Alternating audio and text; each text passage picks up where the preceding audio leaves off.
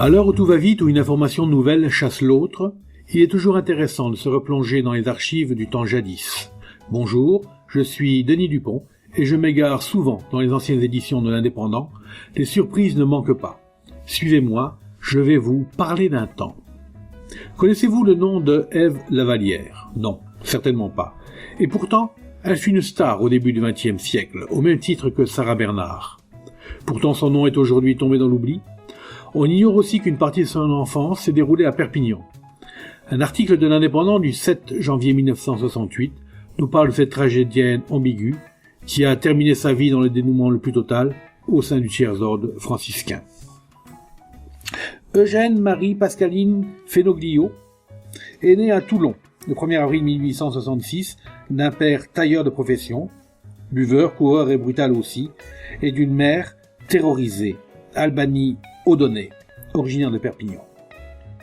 Le couple a déjà un fils, âgé de 2 ans, et il est peu enthousiasmé par la venue au monde d'Eugénie. Alors, elle est mise en nourrice. La nourrice campagnarde, peu versée dans les théories de puériculture, fait gaillardement alterner le lait et le vin du pays dans le régime du bébé. Eugénie commence à souffrir d'une entérite qui la tourmentera toute sa vie. Il y a bien autre chose qui tourmente Madame Fenoglio.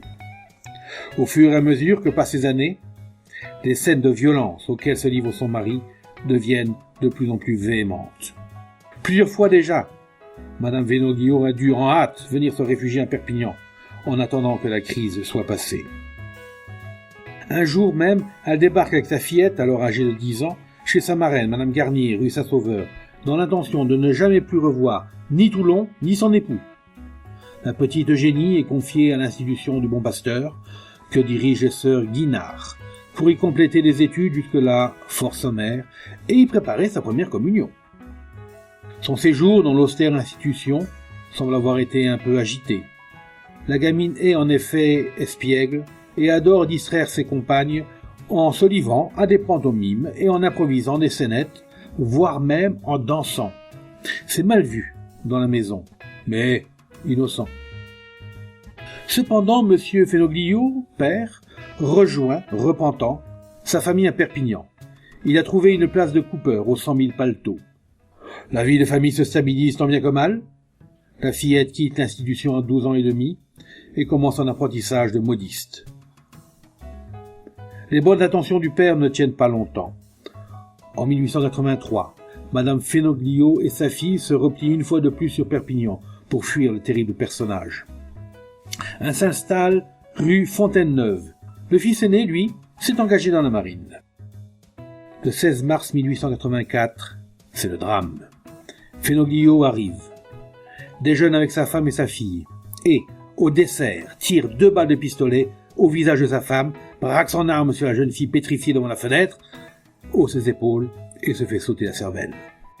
Et la jeune fille la prend au Bon Pasteur, les pieds dans un baquet d'eau bouillante additionnée de moutarde. C'est, paraît-il, la technique qui convient pour éviter le transport au cerveau en cas de mauvaise nouvelle. Eugénie préfère quitter ses religieuses à la thérapeutique cuisante et au sentiment très froid envers la fille d'un assassin. Elle ne trouve guère mieux chez sa dévote tante Madame Garnier, qui la considère un peu comme une incarnation de Satan, et la met sous clé pour la protéger des tentations entre lesquelles, il faut bien le dire, elle n'a plus déjà à être protégée, la jolie modiste. Quelques années plus tard, elle est présentée à un directeur d'une troupe théâtrale ambulante où elle débute en faisant la quête, et où elle continue à Monton, en faisant les beaux jours du marquis de Lavallière, à qui elle emprunte son nom, et qui l'habille en garçon pour la soustraire aux recherches de sa famille, car elle est mineure. Elle conserve ce goût du travesti, en même temps que le nom de Lavallière. Lorsqu'elle débute à Paris aux Variétés en 1889, elle est munie de papiers qui lui attribuent 16 ans. Elle joue les fillettes ou les garçonnets pour 80 francs par mois, mais possède très vite toilettes, voitures, domestiques. Et pourtant, elle n'a parfois qu'un seul protecteur à la fois. Pas souvent, il est vrai. On n'est même pas certain non plus qu'ils soient tous du même sexe. Le principal devient en 1892 le directeur des Variétés, qui rend son théâtre célèbre jusqu'au Wisconsin et qui rend aussi Ève Lavallière mère d'une fillette. Sa gloire est immense, des chroniqueurs, âgés et célèbres, délirent devant son charme ambigu. Des rois, des princes et aussi un chef de l'espionnage allemand la comblent de cadeaux.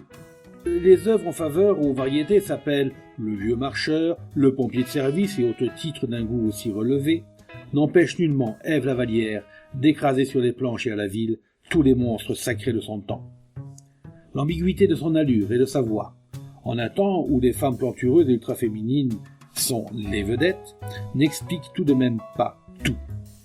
Pas plus que la hardiesse de porter des cheveux courts et des robes à mi-mollets, dévoilant des chevilles dont l'une s'orne d'une gourmette. Mais la carrière théâtrale d'Ève Lavallière ne peut être détaillée.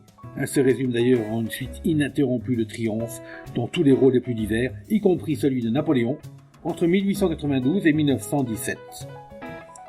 À cette date, elle disparaît de Paris et du théâtre, brusquement, en déchirant ses engagements. 2 opérations graves, une tentative de suicide à Londres en 1915, une accusation d'espionnage montée par quelques journaux en mal de Mata Hari, parce qu'un de ses mécènes, très constant d'ailleurs, était un baron prussien, l'avait ébranlé. Et aussi, surtout peut-être, la vie scandaleuse de sa fille, qui se faisait appeler Jean et ne s'habillait qu'en homme. Lorsqu'elle est morte en 1929, après des années de terribles souffrances physiques, car sa santé s'était délabrée, le bon curé du village à qui elle devait sa conversion pleurait en disant « c'est une sainte », car Ève Lavallière, évocatrice et symbole de tous les démons d'une époque, avait quitté Paris et le théâtre sans capotinage, sans retour, sans regret, pour entrer en religion. Bien qu'aucun couvent n'ait voulu l'accueillir, elle a ruiné pour sa nouvelle foi sa santé et sa fortune. Ce n'est pas pour le plaisir de sortir en beauté en créant son dernier rôle, celui de Marie-Madeleine. C'était Je vous parle d'un temps, un podcast présenté par Denis Dupont, produit par l'Indépendant, à retrouver ici même, chaque semaine.